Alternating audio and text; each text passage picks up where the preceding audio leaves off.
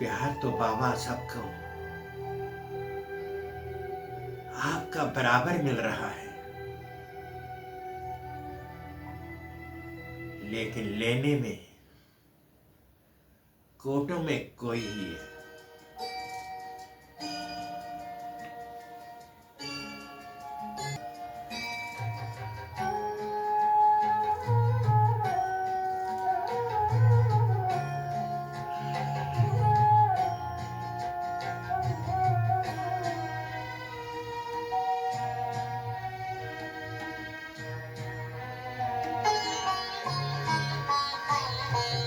आज भी देते हो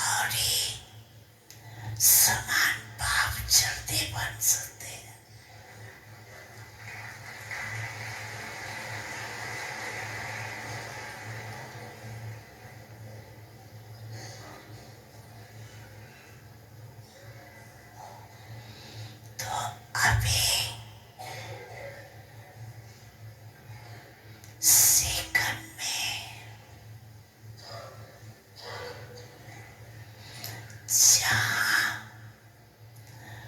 मन को लगाने जाओ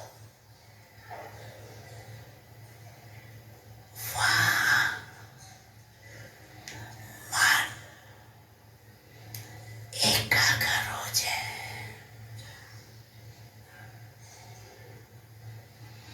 ये एकाग्रता की ड्रिल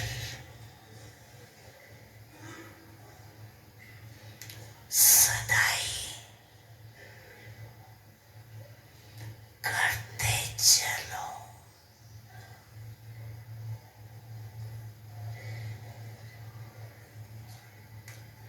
अभी एक सेकंड में मन के मालिक बन।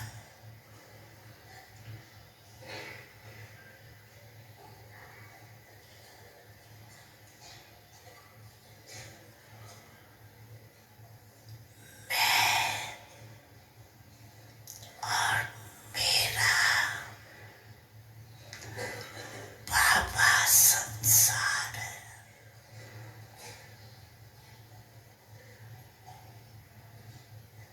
दूसरा न कोई।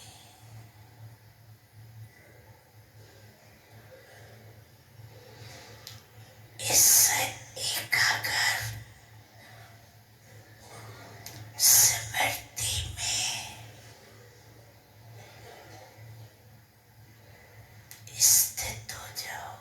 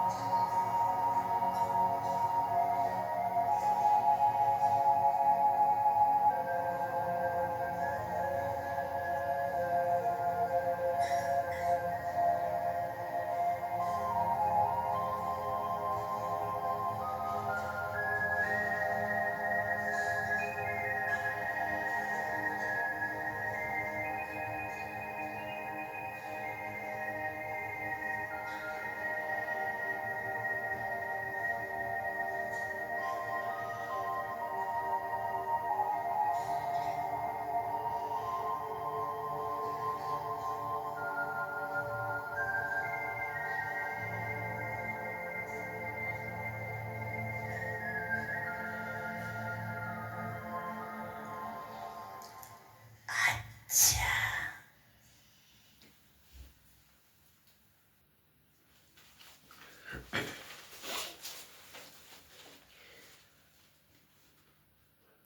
ओम शांति, ओम शांति, ओम शांति। आज 2/12/2025 प्रातः मुरली ओम शांति बाप दादा मधुबन। सुनते हैं बाबा से मीठे मीठे मधुर महावाक्य।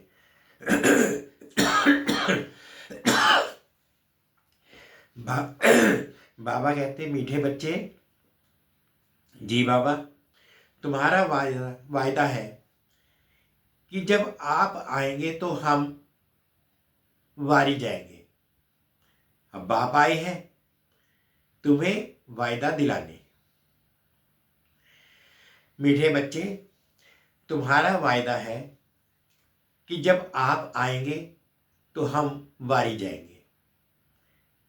अब बाप आए हैं तुम्हें वायदा दिलाने।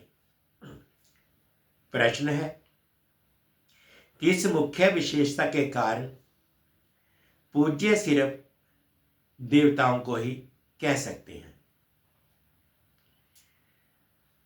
किस मुख्य विशेषता के कारण पूज्य सिर्फ देवताओं को ही कह सकते हैं? उत्तर, देवताओं की ही विशेषता है जो कभी किसी को याद नहीं करते हैं, ना बाप को याद करते हैं, ना किसी के चित्रों को याद करते हैं, इसलिए उन्हें पूज्य कहते हैं। वहां सुख ही सुख रहता है, इसलिए किसी को याद करने की दरकार नहीं। अभी तुम एक बाप को याद कर से ऐसे पूज्य पावन बने हो जो फिर याद करने की दरकार ही नहीं रहती है। ओम शांति। मीठे मीठे रूहानी बच्चे, अब रूहानी आत्मा तो नहीं कहेंगे, रूह अथवा आत्मा एक ही बात है। रूहानी बच्चों प्रति बाप समझाते हैं, आगे कभी भी आत्माओं को परमपिता परमात्मा ने ज्ञान नहीं दिया है। बाप खुद कहते हैं, मैं एक ही बार कल्प के पुरुषोत्तम संगयोग पर आता, ऐसे और कोई कह न सके। सारे कल्प में सिवाय संगम युग के बाप खुद कभी आते ही नहीं है। बाप संगम पर ही आते हैं जबकि भक्ति पूरी होती है, और बाप फिर बच्चों को बैठ ज्ञान देते हैं। अपने को आत्मा समझ और बाप को याद करो। यह कई बच्चों के लिए बहुत मुश्किल लगता है, बहुत सहज है, परंतु बुद्धि में ठीक रीति बैठता नहीं है, तो घड़ी घड़ी समझाते रहते हैं, समझाते हुए भी नहीं समझते हैं। स्कूल में टीचर 12 मास पढ़ाते हैं और फिर कोई नापास हो जाते हैं। ये बेहद का बाप भी रोज बच्चों को पढ़ाते हैं, फिर भी कोई को धारणा होती है, कोई भूल जाते हैं। मुख्य बात तो यही समझाई जाती है कि अपने को आत्मा समझो और बाप को याद करो। बाप भी कहते हैं, मामेकम याद करो, और कोई मनुष्य कभी कह नहीं सकेंगे। बाप कहते हैं, मैं एक ही बार आता हूं, कल्प के बाद फिर संगम पर एक ही बार तुम बच्चों को ही समझाता हूं। तुम ये ज्ञान प्राप्त करते हो, दूसरा कोई लेते ही नहीं। प्रजापिता ब्रह्मा के तुम मुख वंशावली ब्राह्मण इस ज्ञान को समझते हो, जानते हो। कल पहले भी बाप ने इस समय इस संगम पर यह ज्ञान सुनाया था। तुम ब्राह्मणों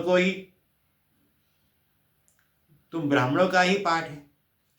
इन वर्णों में भी फिरना तो जरूर है, और धर्म वाले इन वर्णों में आते ही नहीं। भारतवासी ही इन वर्णों में आते हैं, ब्राह्मण भी भारतवासी ही बनते हैं, इसलिए बाप को भारत में आना पड़ता है। तुम हो प्रजापिता ब्रह्मा के मुख वंशावली ब्राह्मण। ब्राह्मणों के बाद फिर है देवताएं और क्षत्रिय। क्षत्रिय कोई बनते नहीं है, तुमको तो ब्राह्मण बनाते हैं, फिर तुम देवता बनते हो। वही फिर धीरे धीरे कला कम होती तो उनको क्षत्रिय कहते हैं। क्षत्रिय ऑटोमेटिकली बनना है। बाप तो आकर ब्राह्मण बनाते हैं, फिर ब्राह्मण से देवता, फिर वही क्षत्रिय बनते हैं। तीनों धर्म एक ही बाप अभिस्थापन करते हैं। ऐसे नहीं कि सतयुग त्रेता में फिर आते हैं। मनुष्य न समझने के कारण कह देते सतयुग त्रेता में भी आते हैं। बाप कहते हैं मैं युगे युगे आता नहीं हूं, मैं आता ही हूं एक बार कल्प के संगम पर। तुमको मैं ही ब्राह्मण बनाता हूं प्रजापिता ब्रह्मा के द्वारा। मैं तो परम धाम से आता हूं। अच्छा, ब्रह्मा कहां से आता है? ब्रह्मा तो 84 जन्म लेते हैं, मैं नहीं लेता हूं। ब्रह्मा सरस्वती जो ही विष्णु के दो रूप लक्ष्मी नारायण बनते हैं, वही 84 जन्म लेते हैं।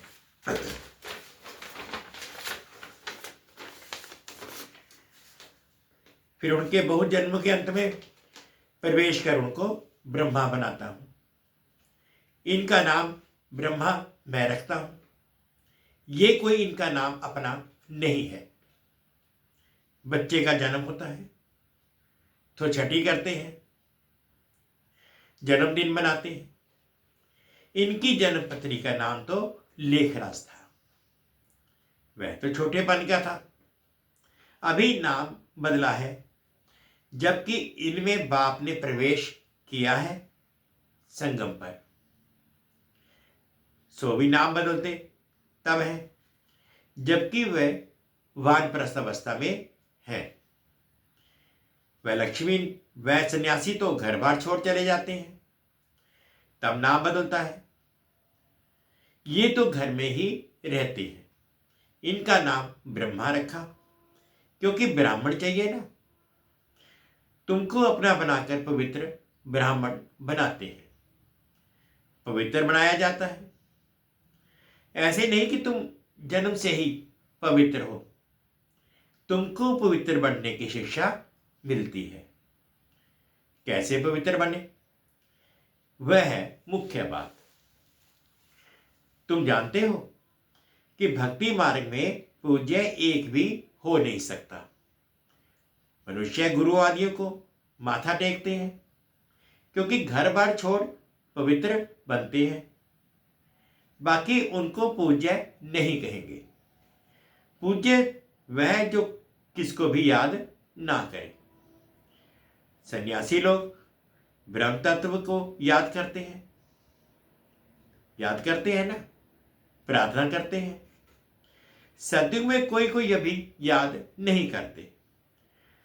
अब बाप कहते हैं तुमको याद करना है एक को, वह तो है भक्ति। तुम्हारी आत्मा भी गुप्त है। आत्मा को यथार्थ रीति कोई जानते हैं। सतयुग त्रेता में भी शरीरधारी अपने नाम से पाठ बजाते हैं। नाम बिगड़ तो पाठधारी हो ना सके। कहां भी हो शरीर का नाम जरूर पड़ता है। नाम बिगड़ पाठ कैसे बजाएंगे? तो बाप ने समझाया है भक्ति मार्ग में गाते हैं। आप आएंगे तो हम आपको ही अपना बनाएंगे, दूसरा ना कोई। हम आपका ही बनेंगे, ये आत्मा कहती है। भक्ति मार्ग में जो भी देहधारी है, जिनके नाम रखे जाते हैं, उनको हम नहीं पूजेंगे। जब आप आएंगे तो आप पर ही कुर्बान जाएंगे। कब आएंगे ये भी नहीं जानते। अनेक देहधारी की, नामधारियों की पूजा करते रहते हैं। जब आधा कल भक्ति पूरी होती है तब बाप आते हैं, कहते हैं तुम जन्म जन्मांतर कहते आए हो। हम तुम्हारे बगैर किसको भी याद नहीं करेंगे, अपनी देह को भी याद नहीं करेंगे, परंतु मुझे जानते ही नहीं है। तो याद कैसे करेंगे? अब बाप बच्चों को बैठ समझाते हैं, मीठे मीठे बच्चों, अपने को आत्मा समझो और बाप को याद करो। बाप ही पति पावन है, उनको याद करने से तुम पावन सतो प्रधान बन जाएंगे। सत्युग त्रेता में भक्ति होती नहीं, तुम कोई को भी याद नहीं करते, ना बाप को ना चित्रों को। वहां तो सुखी सुखी रहता है। बाप ने समझाया है, जितना तुम नजदीक आते जाएंगे कर्मातीत अवस्था होती जाएगी। सतयुग में नई दुनिया, नए मकान में खुशी से भी बहुत होती है, बहुत रहती है। फिर 25% पुराना होता है, तो जैसे स्वर्ग ही भूल जाता है। तो बाप कहते हैं, तुम गाते थे आपके ही बनेंगे, आपसे ही सुनेंगे। तो जरूर आप परमात्मा को ही कहते हो ना। आत्मा कहती है, परमात्मा बाप के लिए। आत्मा सूक्ष्म बिंदी है, उनको देखने के लिए दिव्य दृष्टि चाहिए। आत्मा का ध्यान नहीं कर सकेंगे। हम आत्मा इतनी छोटी बिंदी है, ऐसा समझ याद करना मेहनत है। आत्मा के साक्षात्कार की कोशिश नहीं करते, परमात्मा के लिए कोशिश करते हैं, जिसके लिए सुना है कि वह 1000 सूर्य से तेजोमयी है। किसको साक्षात्कार होता है? तो कहते हैं बहुत तेजों में था, क्योंकि वही सुना हुआ है। जिसकी नोदा भक्ति करेंगे देखेंगे भी वही, नहीं तो विश्वास ही ना बैठे। बाप कहते हैं, आत्मा को ही नहीं देखा है तो परमात्मा को कैसे देखेंगे? आत्मा को देख ही कैसे सकते, और सबके तो शरीर का चित्र है, नाम है, आत्मा है बिंदी, बहुत छोटी है, उनको कैसे देखें? कोशिश बहुत करते हैं, परंतु इन आंखों से देख ना सके। आत्मा को ज्ञान की अव्यक्त आंखें मिलती है। अभी तुम जानते हो हम आत्मा कितनी छोटी है। मुझे आत्मा में 84 जन्मों का पाठ नूंदा हुआ है, जो मुझे रिपीट करना है। बाप की श्रीमत मिलती है श्रेष्ठ बनाने के लिए, तो उस पर चलना चाहिए। तुम्हें दैवी गुण धारण करने हैं, खान पान भी रॉयल होना चाहिए, चलन बड़ी रॉयल चाहिए। तुम देवता बनते हो, देवताएं खुद पूजे हैं, वह कभी किसकी पूजा नहीं करते। ये तो डबल सिरताज है ना, वह कभी किसे पूजते नहीं, तो पूज्य ठहरे ना। सतयुग में किसको पूजने की दरकार ही नहीं। बाकी हां, एक दो को रिगार्ड जरूर देंगे, ऐसे नमन करना, इनको रिगार्ड कहा जाता है। ऐसे नहीं दिल में उनको याद करना है, रिगार्ड तो देना ही है। जैसे प्रेसिडेंट है, सब रिगार्ड रखते हैं, जानते हैं ये बड़े मर्तबे वाला है, नमन थोड़े ही करना है। तो बाप समझाते हैं ये ज्ञान मार्ग बिल्कुल अलग चीज है। इसमें सिर्फ अपने को आत्मा समझना है, और तुम भूल गए हो। शरीर के नाम को याद कर लिया है, काम तो जरूर नाम से ही करना है। बिगड़ नाम किसको बुलाएंगे कैसे? भले तुम शरीरधारीपन पाठ बजाते हो, परंतु बुद्धि से शिव बाबा को याद करना है। श्री कृष्ण के भक्त समझते हैं हमको श्री कृष्ण को ही याद करना है। बस जिधर देखता हूं कृष्ण ही कृष्ण है, हम भी कृष्ण, तुम भी कृष्ण। अरे तुम्हारा नाम अलग, उनका नाम अलग, सब कृष्ण ही कृष्ण कैसे हो सकते? सबका नाम कृष्ण थोड़े ही होता है। जो आता सो बोलते रहते हैं। अब बाप कहते हैं भक्ति मार्ग के सब चित्रों आदियों को भूल एक बाप को याद करो। चित्रों को तो तुम पतित पावन नहीं कहते। हनुमान आदि पतित पावन थोड़े ही हैं। अनेक चित्र हैं, कोई भी पतित पावन नहीं है। कोई भी देवी आदि जिसको शरीर है उनको पतित पावन नहीं कहेंगे। 6-8 भुजाओं वाली देवियां आदि बनाते हैं, सब अपनी बुद्धि से। ये है कौन वह तो जानते नहीं। ये पतित पावन बाप की औलाद मददगार है, ये किसको भी पता नहीं है। तुम्हारा रूप तो ये साधारण ही है, ये शरीर तो विनाश हो जाएंगे। ऐसे नहीं कि तुम्हारे चित्र आदि रहेंगे, ये सब खत्म हो जाएंगे। वास्तव में देवियां तुम हो, नाम भी लिया जाता है, सीता देवी, फलानी देवी। राम देवता नहीं कहेंगे, फलानी देवी और श्रीमती कह देते, वह भी रॉन्ग हो जाता है। अब पावन बनने के लिए पुरुषार्थ करना है। तुम कहते भी हो पति से पावन बनाओ, ऐसे नहीं कहते कि लक्ष्मी नारायण बनाओ। पति से पावन भी बाप बनाते हैं, नर से नारायण भी वह बनाते हैं। वो लोग पतित पावन निराकार को कहते हैं और सत्यनारायण की कथा सुनाने वाले फिर और दिखाए हैं। ऐसे तो कहते नहीं बाबा सत्यनारायण की कथा सुनाकर अमर बनाओ, नर से नारायण बनाओ। सिर्फ कहते हैं आकर पावन बनाओ। बाबा ही सत्यनारायण की कथा सुनाकर पावन बनाते हैं। तुम फिर औरों को सत्य कथा सुनाते हो और कोई जान ना सके, तुम ही जानते हो। भल तुम्हारे घर में मित्र संबंधी भाई आदि हैं, परंतु वह भी समझते नहीं है, वह भी नहीं समझते। अच्छा, मीठे मीठे सीख लीजिए बच्चों प्रति माता पिता बाप दादा का याद प्यार और गुड मॉर्निंग। रूहानी बाप की रूहानी बच्चों को नमस्ते।